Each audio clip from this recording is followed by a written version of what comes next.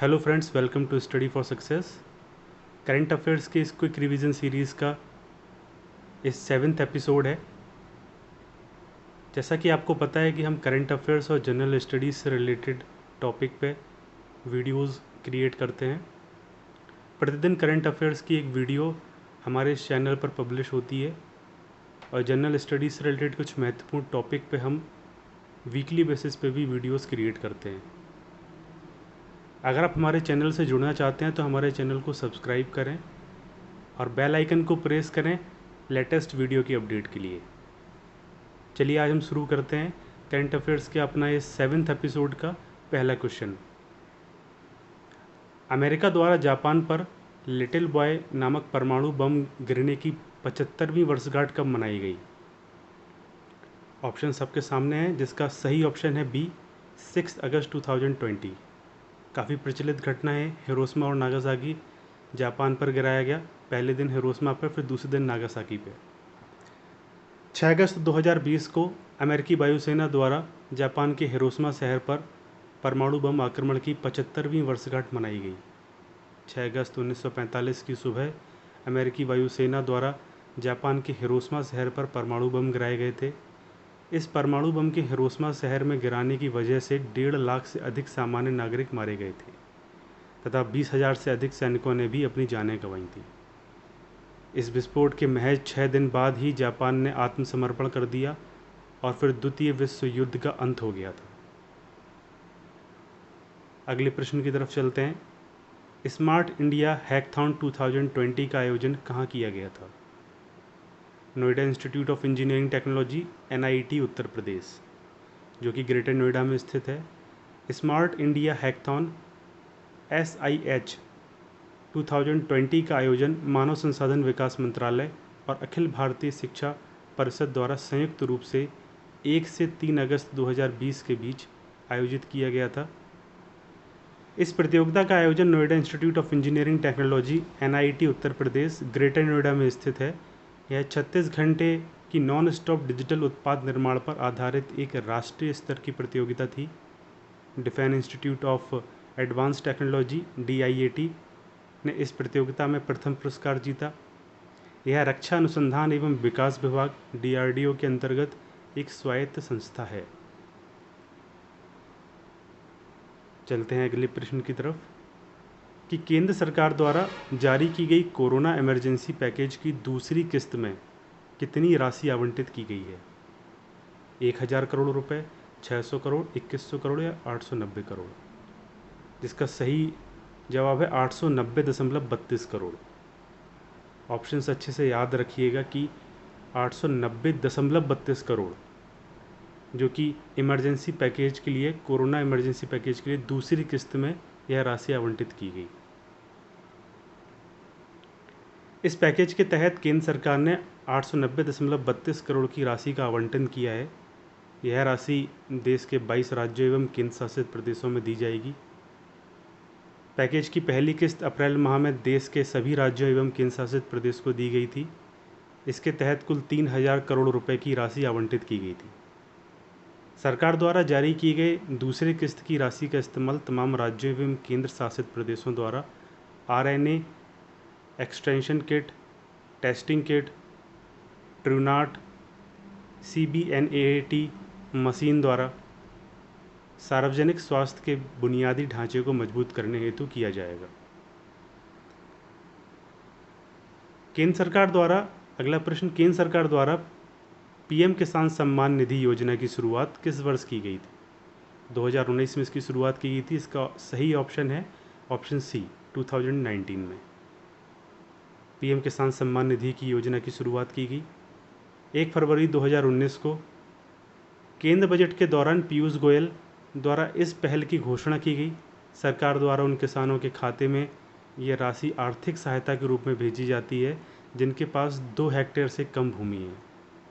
24 फरवरी 2019 को प्रधानमंत्री श्री नरेंद्र मोदी द्वारा उत्तर प्रदेश के गोरखपुर जिले से किसानों के खाते में पहली किस्त भेजने के साथ इस मुहिम का शुभारंभ किया गया था। भारत सरकार द्वारा इस महीने करीब 10 करोड़ किसानों के खाते में इस बार छठी किस्त के रूप में 2,000 रुपये भेजे जाएंगे।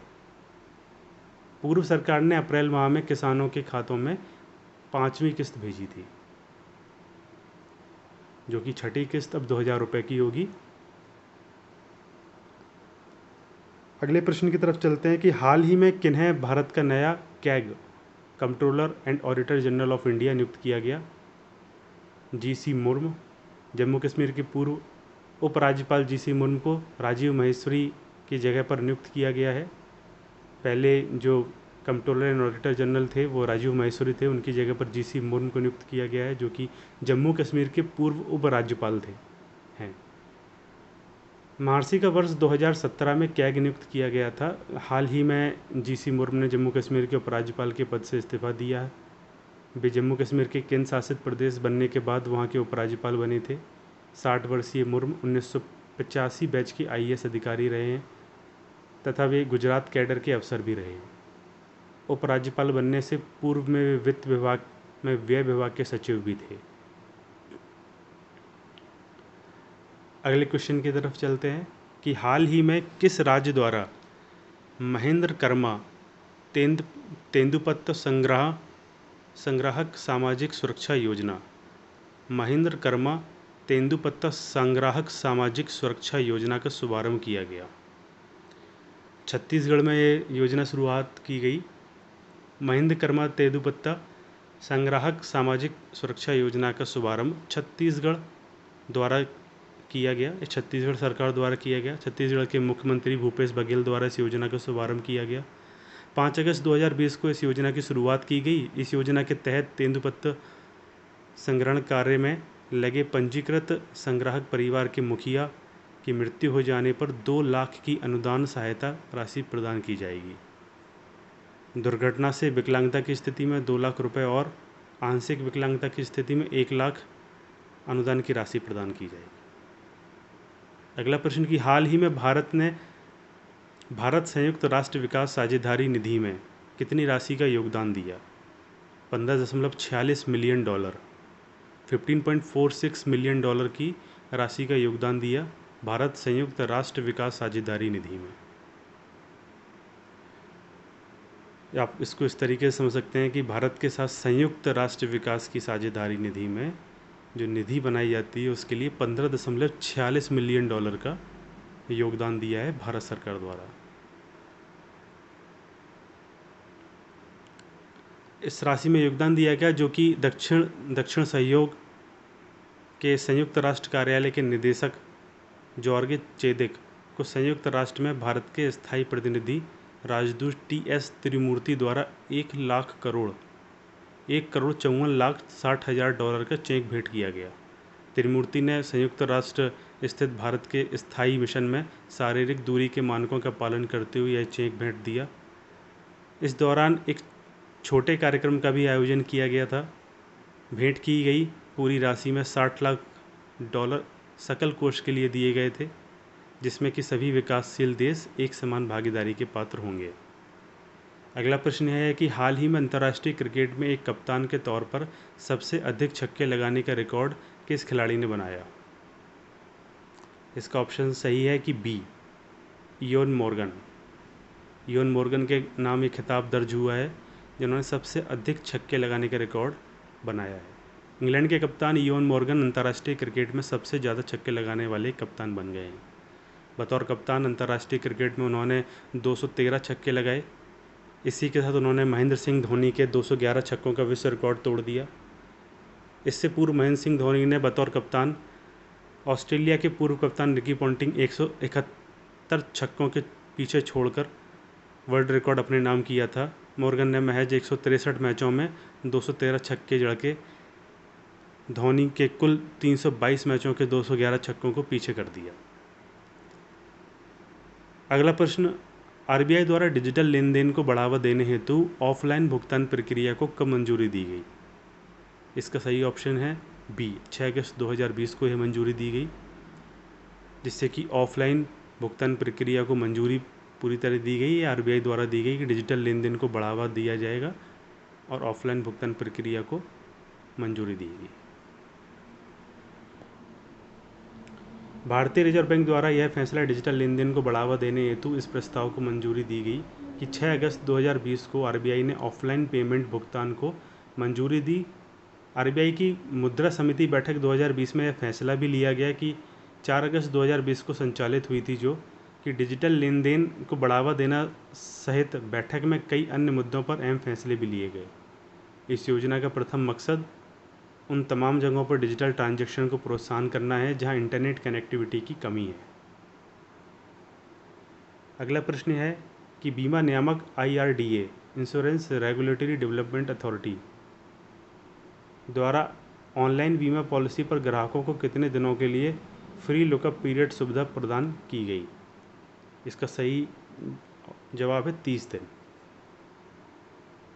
इरडा द्वारा लागू की गई यह व्यवस्था 2020-21 के दौरान दायर की जाने वाली सभी बीमा पॉलिसी पर लागू होगी, जिसमें शिकायतकर्ता अतिरिक्त 11 ग्राहकों को 30 दिन की फ्री लुकअप पीरियड सुविधा भी मुहैया कराई जा रही है।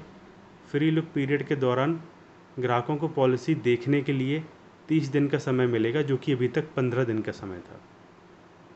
इस दौरान पॉलिसी से संतुष्ट न होने पर वे ऑनलाइन ही कैंसिल कर पाएंगे। इसके अतिरिक्त इरडा ने नोटिफिकेशन जारी कर इंश्योरेंस कंपनियों को पॉलिसी होल्डर्स के पास पॉलिसी डॉक्यूमेंट भेजने में भी छूट प्रदान की गई है। यहाँ हम इस वीडियो का अंत करते हैं। आज के लिए हमने जो current affairs, important current affairs थे, वो इस वीडियो में सारे वो करंट अफेयर्स कवर किए। करंट अफेयर्स से रिलेटेड जितनी भी इंफॉर्मेशन है वो हम पर डे बेसिस पर अपने चैनल पर पब्लिश करते हैं।